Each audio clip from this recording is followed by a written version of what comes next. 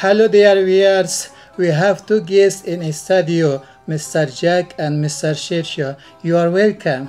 Thank you very much. بیننده‌های عزیز سلام. امروز دو مهمان محترم را در برنامه داریم. محترم جک و محترم شیرشاه. خوش آمدین. تشکر.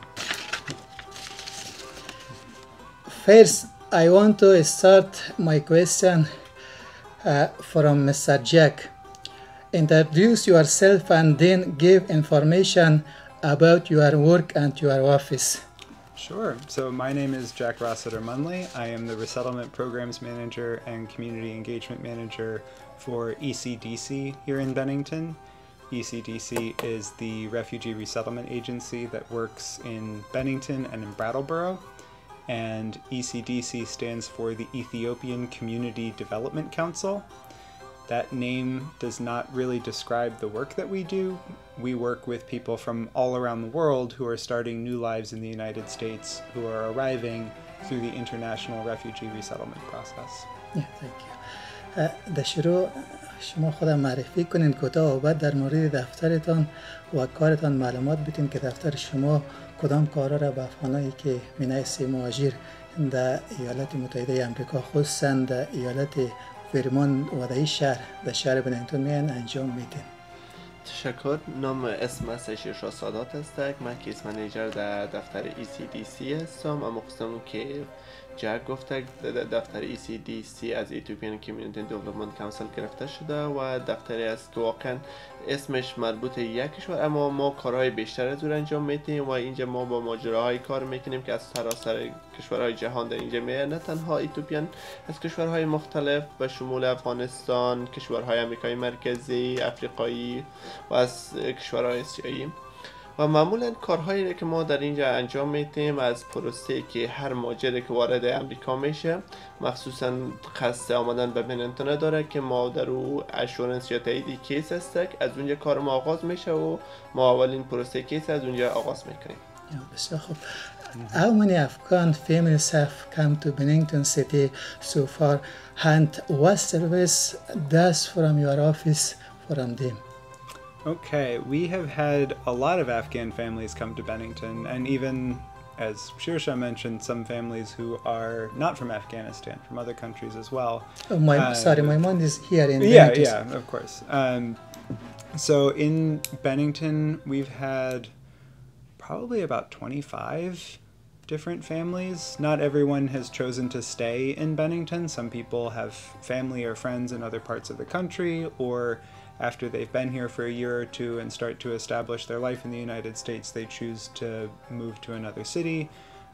But right now there are about, what was the last time we counted? Maybe 65 or 70 Afghan people in Bennington? Like around 70 or a little. Around 70? Yes.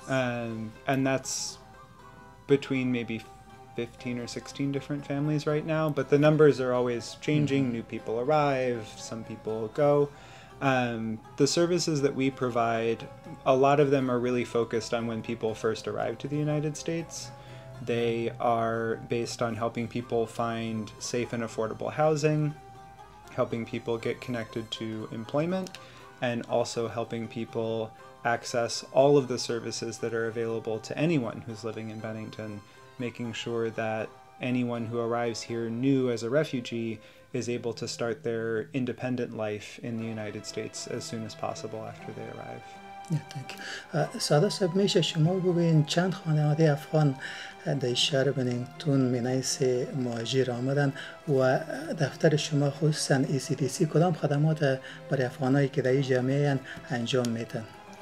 خب اما قسمه که جک گفته که بیشتر از 25 فامیل فقط افغان در این شهر آمدن و یک تعداد کمشان تصمیم گرفتن به خاطر آغاز زندگی جدید به شهرها یا استعدای دیگه کوچ کنن یا نقل مکان کنن، اما تعداد اکثریتشان در شهر باقی ماندن و فعلا بالاتر از 70 نفر افغان ما در شهر داریم که شامل دیگر فامیلای از دیگر کشورهایی که از طریق ECDC بنینگتون آمده در اینجا زندگی میکنن و همون قسم که من در قبلا گفتم هر ماجره که به اینجا میه اولین پروسه ازی که ما او را پذیرش است که او را میپذیریم و اولین سرویس که ما بر زوا ارائه میکنیم که دریافت خانه و استقرار کردنشان در خانه است.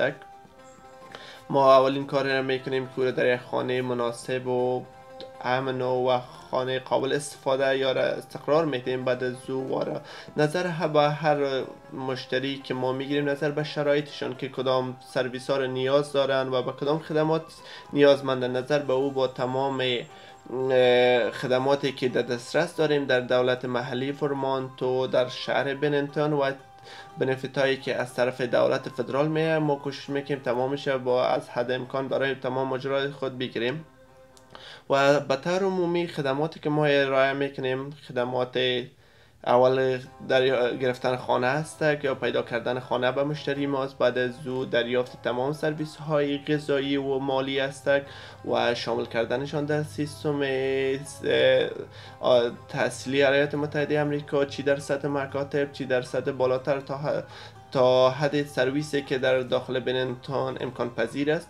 و همچنان ما در قسمت سرویس های دیگه مثال خدمات اجتماعی که در داخل شهر ما وجود داره، ما با تمام مشتری خود کار میکنیم تا بتونن تمامی خدمات دریافت کنن.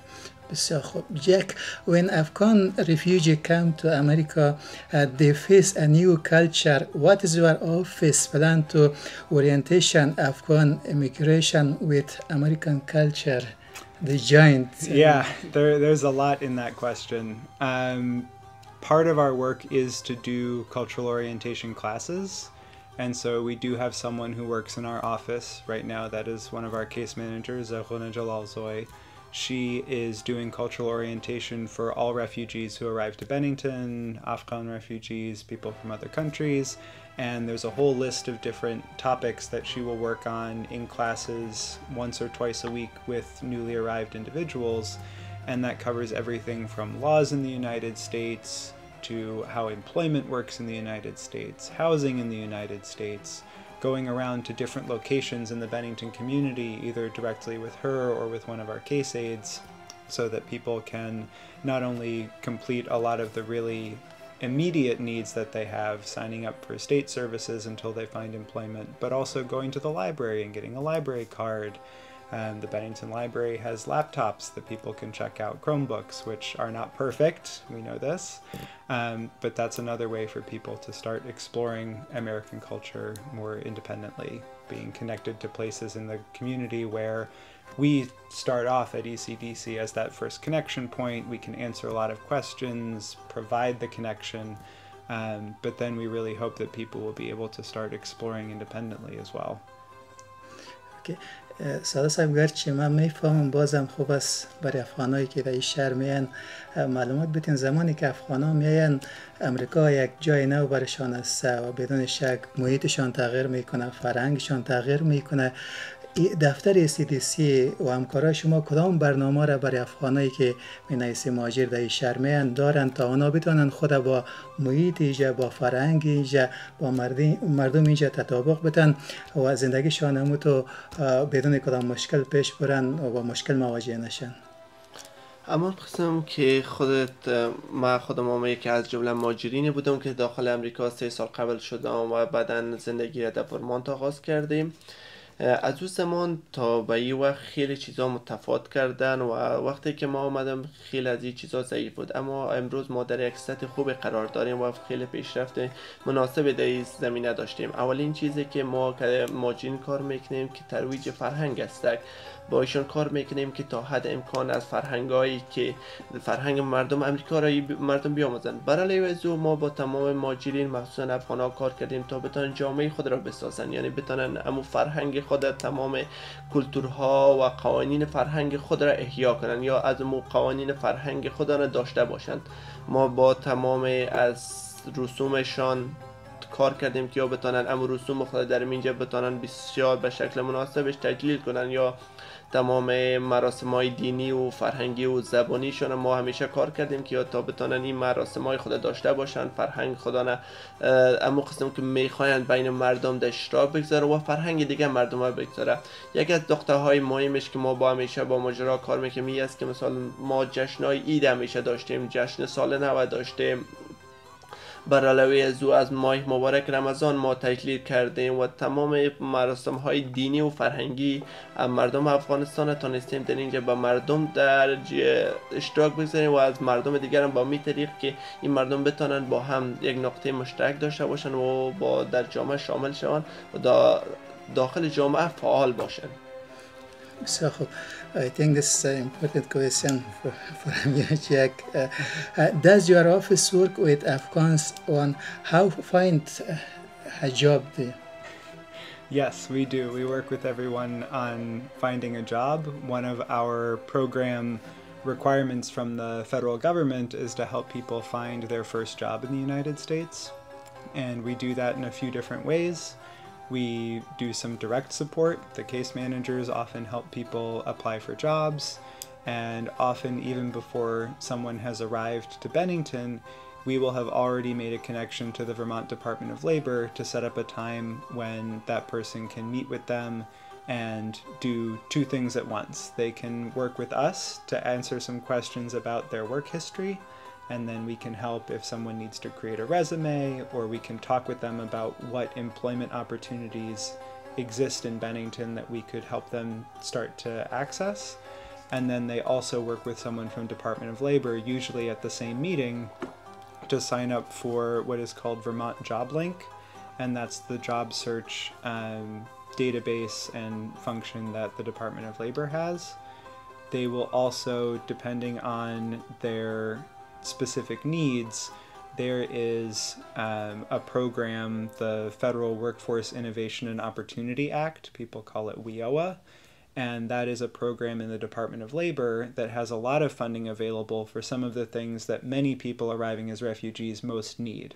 It's not a program that's just for refugees, but it has money for certifications and trainings, it has money for classes, it has money for some materials, it has money for job training. It provides a lot of support that can help someone who has really wonderful and extensive work experience start to connect that to the job market here in the United States when there can be some gaps there. شرشا صاحب از شما میپرسیم بدون شک یک پرسش بسیار مهم است. افغانایی که در این جامعه اونا با مشکلات زیادی روبرو هستند. یکی از مشکلات پیدا کردن کار است. بسیارشان زبان نمیفهمند و برخیشان اسنادشان ارزیابی نمیشه. اینجا اسناد افغانستان در امریکا بدون شک اعتبار نداره. شما من حیث نماینده دفتر CDC همراهشان چی کنم کاری میکنیم که اینا برای خود یک کار مناسب پیدا بکنن و بتونن در این شهر زندگی بکنن و زندگیشان از طریق از کار پیش ببرن؟ همون قسم که شما میدانین گرفتن کار واقعا چالش های خود را داشته و یک تعداد از ماجرای ما در این چالش ها روبرو بوده، اما بلا فاصله ما تانستیم با تمام تلاش هایی که دفتر ما انجام داده و با همکاری دیگه نهادهای موجود در داخل شهر تانستیم که برای حداقل وظیفه ای که مثال زبان یک مشکل جدی است. مثال در کشور مثل امریکا که زبانش انگلیسی است و کسایی که با صحبت انگلیسی مشکل داشتن واقعا یک مشکل بود، اما بر علاوه از ما تانستیم با ارتباطاتی که با نهادهایی در داخل شهر ایجاد کردیم اکثریت مطلق از یا بتونن به کار دریافت کنن و در شامل کار شوند. ما مثال یک تعداد زیاد از افغان‌ها را امروز داریم که در این استکی کار میکنن. ما افراد داریم که در داخل شفاخانه کار میکنن، افراد داریم که داخل دیگر نهادها کار میکنن. میتونم از نهادهای مختلف نام ببرم، با وجودی که یک تعدادشان به اندازه کم انگلیسی داشتن یا کمی بیشتر انگلیسی داشتن، اما ما با تلاشی که کردیم و درک بهتر از نیازهای افغان‌ها و جامعه تونستیم امی افراد داخل جامعه بگنجانیم و یا بتونن حداقل کار اول یا ابتدایی خود را آغاز کنن و یک تعداد اکثریت در نهادهای مختلف با کارهای مختلف با ظرفیت‌های خودان آغاز به کار کردن. بسیار خوب. Jack, what programs does the ECDC office have regarding teaching English to Afghans who want to learn the English language? Okay, so the main programs that are available actually are not in our office. It is one of our partnerships, which is with the Tutorial Center here in Bennington. The Tutorial Center runs English classes several times a week at different ability levels. And so anyone who is interested in getting English classes, we help them get connected to Tutorial Center, and then the skilled teachers and instructors there will do a language assessment with them, advise them on which class is best for them, and work with them on continuing to advance with their English. We do have some community projects around English. On Tuesdays and Thursdays from 5 to 6, one of our case managers, Medina Mehrabi, has started a group called English Explorers. So it's not quite a class, but it's a time when people with very limited English, and in some cases people who are pre-literate in Dari, are coming to practice some basic vocabulary words and to have additional support because Medina also speaks Dari, so she can support them feeling a little more comfortable exploring at the really basic level. And we've had a couple of people who've been coming as volunteers and who are interested in learning Dari. So it's been really nice to see a little bit of exchange happening. There are some volunteers who can work with people who have very limited English, but who can support them in learning Dari. And then the volunteer who has very limited Dari can support the person in learning English. So over time, we're hoping to see more of that kind of exchange through the program as well. So that's not a specific class, but it's another opportunity for people to practice talking, to get comfortable hearing and thinking about English. Yes.